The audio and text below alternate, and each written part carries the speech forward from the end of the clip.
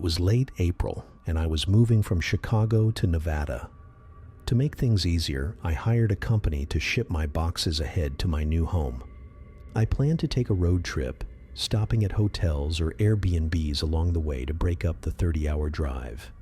I decided to split it into 3 days, driving 10 hours each day before resting overnight. My first stop would be on the far edge of Nebraska. While scrolling through Airbnb, I looked for something cheap. Nebraska didn't have much to see, so I just needed a place to crash for the night. I found a small one-story home with 2 bedrooms. I didn't need the extra space, but the price was great, so I booked it. The only odd thing? The listing only had pictures of 1 bedroom. The next morning, I packed up my car and started the drive. I left later than planned, which meant driving a few hours in the dark. If you've ever driven through Nebraska, you know how empty it is. Just long stretches of road with barely any buildings or lights. A couple of hours after sunset, I arrived. The Airbnb was down a short gravel path off the main road. It looked much more run down than in the photos, but I reminded myself I was only staying a few hours. I grabbed my bags and headed to the front door. Usually Airbnb hosts leave a key in a lockbox, but there was nothing, not even a deadbolt, just a basic doorknob, like you'd see on a closet. That made me uneasy, but at that point, I didn't have many options. To my surprise, the inside was nicer than expected. The living room and kitchen were clean and well furnished. I checked the first bedroom. It had no lock. Thankfully, the second one did, so I took it. On the wall across from the bed, there was a small, old doorway, only about 3 feet tall and 2 feet wide. The longer I stared at it, the more unsettled I felt. I tried the handle, but it was locked from the other side. Probably just a storage space, I told myself.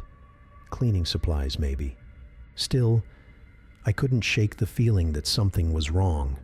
I was exhausted, so I pushed my unease aside, unpacked the essentials, and got ready for bed.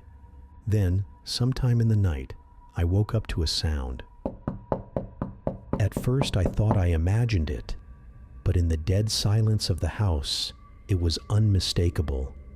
It was coming from the foot of the bed. I grabbed my phone and turned on the flashlight. The moment the light hit the room, the tapping stopped. I don't scare easily. I've been creeped out before, sure, but I don't experience true fear often. But in that moment, staring at that small doorway, I felt terrified. I jumped out of bed, flipped on the lights, grabbed my stuff, and rushed out of the house. Outside, the darkness was thick, but as I backed my car out of the gravel path, something caught my eye. Behind the house, on the ground, was a man. I didn't stop to look. I just floored it. After about 30 minutes, I finally pulled over and texted the Airbnb owner. I told him there might be someone in his house and that he should call the police. Then I kept driving for another couple of hours until I found a small town. I parked in a grocery store lot and tried to get some sleep. The next morning, I checked my phone. My message had been read just minutes after I sent it, but the owner never responded.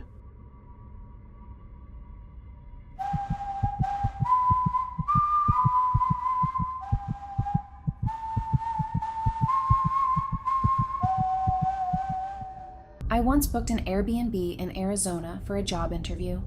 Since it was far from home, I decided to turn it into a short trip.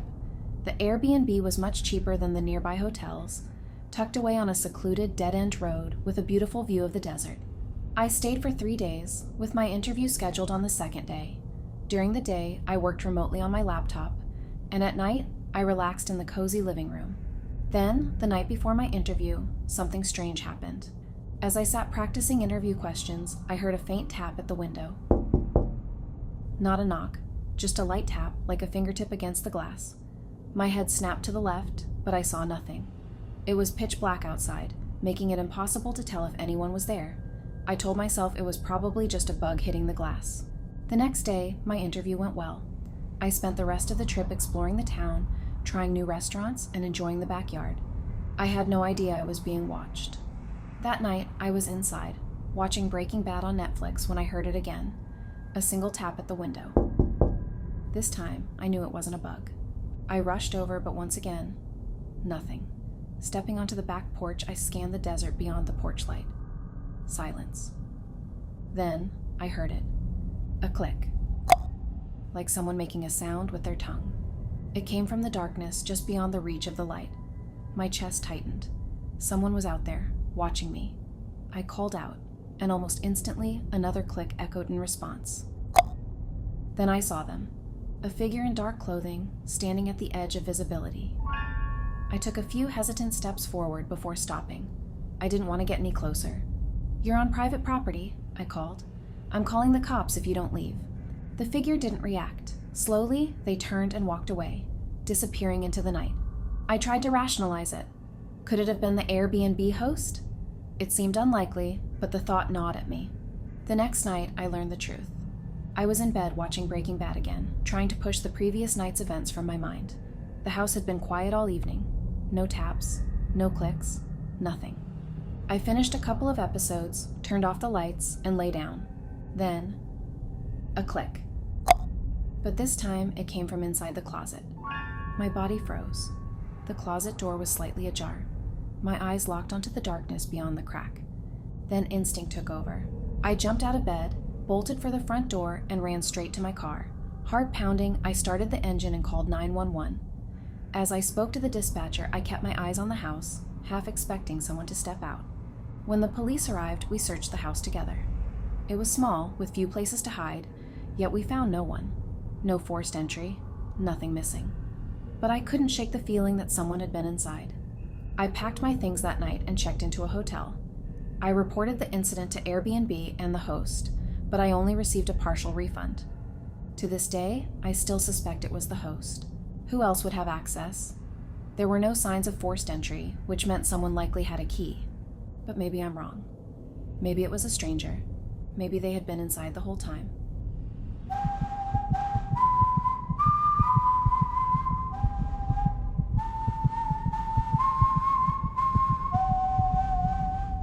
In November 2021, I traveled from Philadelphia to Las Vegas to compete in a jiu-jitsu tournament. Normally, I stayed with teammates to save money, but this time, for various reasons, I had to book an Airbnb alone. I hastily chose a place near the Vegas Strip, without realizing the neighborhood wasn't great. By the time I figured it out, it was too late to cancel. The host never met me in person, which wasn't surprising. Their Airbnb profile picture was just a flower. They gave me a key code to a small studio apartment that shared a wall with their house. The place had only one entrance and exit. The first red flag. The key code, 123457. Then I saw that the Wi-Fi password was password. I figured the host was just old and bad with technology. The reviews were positive, so I ignored my gut feeling. That was a mistake. At 9:30 p.m., as I drifted off to sleep, I heard a tapping on the window directly in front of my bed.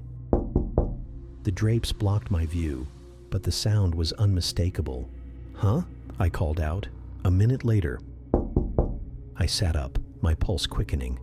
"Hello?" The noise stopped, but I was already on edge. I messaged the host.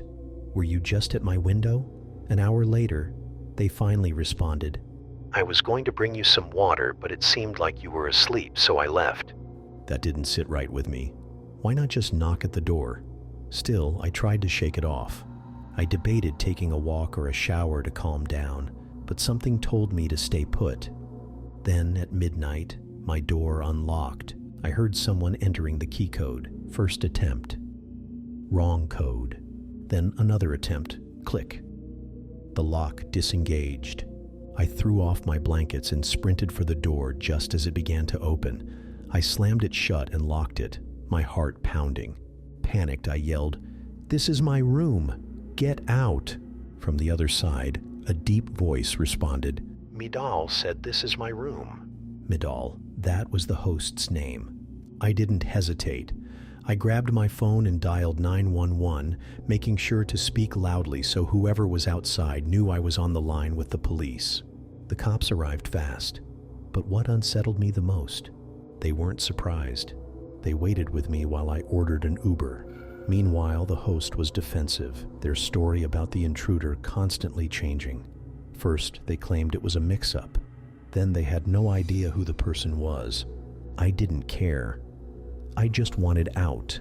When my Uber pulled up, I jumped in without looking back. But to this day, I still wonder who was on the other side of that door.